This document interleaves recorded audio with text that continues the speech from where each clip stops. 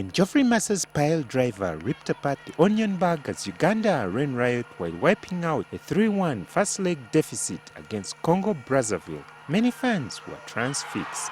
They had never seen a thing like that before. Not Jackson Mayanja, who grew up watching the likes of Davis Kamoga and Leo Adra puncture goal nets with scorching strikes. One other thing didn't surprise Mayanja during the 2013 AFCON qualification campaign: the botched penalty shootout against Zambia on 12th October 2012. Let us train these boys, the penalties. Not only depend working on this physique and then tactical approach only, but when penalties come, you start saying, we wait for Kakunguru. We wait for Kakunguru, you know Kakunguru Cup. When Kakunguru Cup says, that is when you see clubs which are going to play in the Kakunguru knockout stages are busy practicing penalties and so on. We should start now. It came down to the lottery of a penalty shootout after both sides had won their home legs with identical 1-0 scorelines. Zambia were no stranger to a shootout, having won the 2012 AFCON final against Ivory Coast with a similar roll of the dice.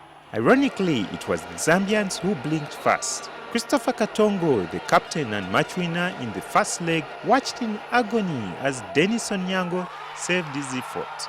Uganda didn't hold on to its advantage long enough as skipper Andrew Mwesigwa crushed the crossbar with his kick. 15 penalties were then plundered before Kennedy Mwine saved from Patrick Ochan. The scoreboard read 9-8 in favor of Zambia.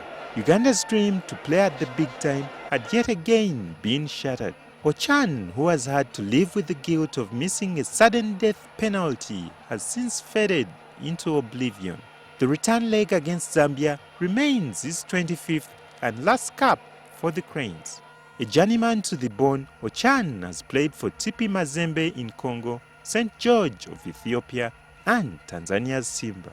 Youth football coach Eddie Butindo says the presence of journeymen in Ugandan football poses an existential threat. So that element is spoiling most of our players because they are given enticement to go for short trips which may not be beneficial to their profession. Tom Lwanga played in 2 AFCON finals in the 1970s. He says the inability to have a consistent Cranes starting 11 is proving to be counterproductive, a concern that Butindo shares. At our time, we are just about 30. We knew each other very well. So that means we have failed to have a solid team. If the coach works out a consistency program whereby you try to maintain a squad for a certain period of time, because what we are lacking in Uganda is continuity. Every tournament, every match, we have a new national team. On his part, Mayanja says the mirror has to be held up to other stakeholders besides the players. The players have no problem. They do their best. But what have you put at stake? What have you really put for them, to enable them perform to a bigger hurdle?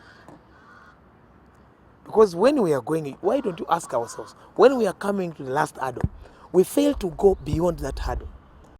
Uganda is currently preparing for a double-header against Emmanuel Adebayo's Togo. The Cranes host the Hawks on 11th October before playing the reverse fixture in Lome 4 days later. So, will Uganda ever snap its more than 3-decade-long AFCON jinx? One time, one day. Even it might not have the best players like we used to be, or like the Omondis used to be. It might qualify. As it turns out, Mayanja's hope is not dissimilar from that of many Ugandans. Robert Madoi, NTV Sport.